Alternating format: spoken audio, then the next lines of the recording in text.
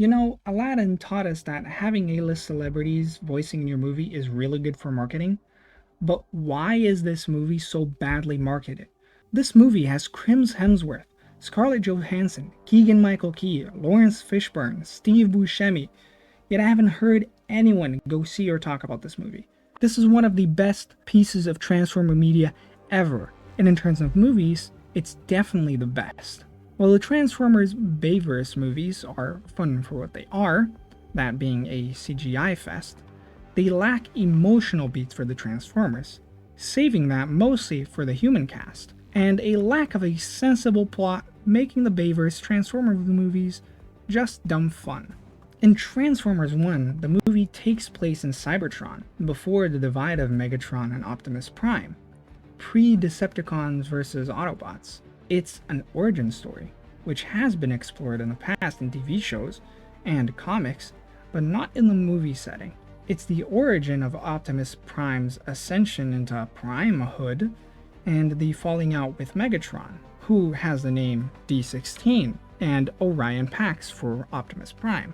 We'll get back to that a little later. In this movie, you have D16 and Orion, who are Energon miners, try to mine Energon, once a bountiful resource that has dried up since the fall of the Primes. All except one, Sentinel Prime, who has been trying to find the Matrix of Leadership, which is the MacGuffin that will restore Energon back to Cybertron. Orion and D16 are only miners, because in their society, there are only two types of bots. Transformers, who can transform, and the cogless bots, who can't transform. Therefore, they have limited options, and fall mostly into the camp of miners.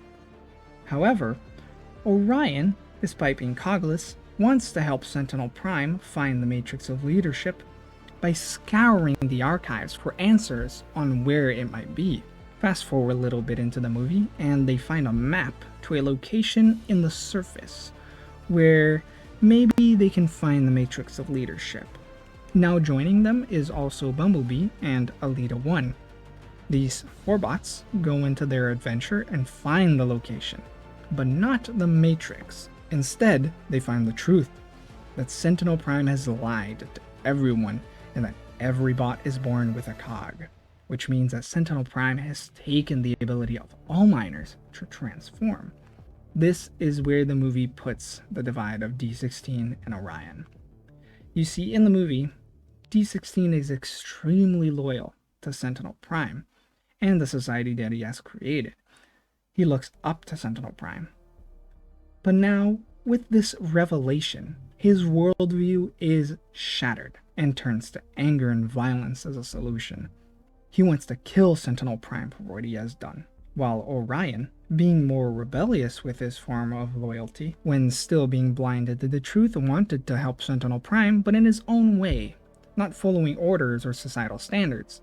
When he learns the truth, though, he doesn't think of a violent way to enact change, but a more practical one, to show every bot of Cybertron the truth, so that then they, the bots, can choose the way forward. Simply imprisoning Sentinel and showing everyone the truth would be sufficient, as with now a vacant spot of leadership, the bots, can choose who to follow. While both of them produce roughly the same ends, the means in which getting there is what matters. To Megatron, the ends justify the means. Killing Sentinel Prime for what he has done is justice, but for Optimus, it is certainly not. This plot gives us a good backstory to these two well-established characters, and a good level of complexity by having these things like societal injustice entrenched into the plot.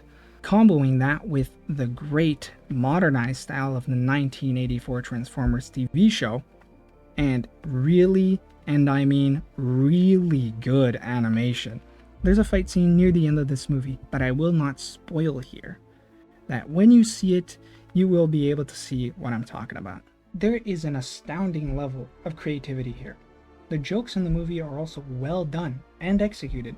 Some of the best ones are by using the visual medium of the movie. There are also little things in the movie that will increase the enjoyment factor, like little Easter eggs such as D16, who is a miner, His name can be read as Dig by replacing the 1 and the 6 with an I and a G. It makes all of the movie's little aspects thorough and thought out. Combine all of that, and you have a movie that is not only objectively good, but worthy of the Transformers moniker.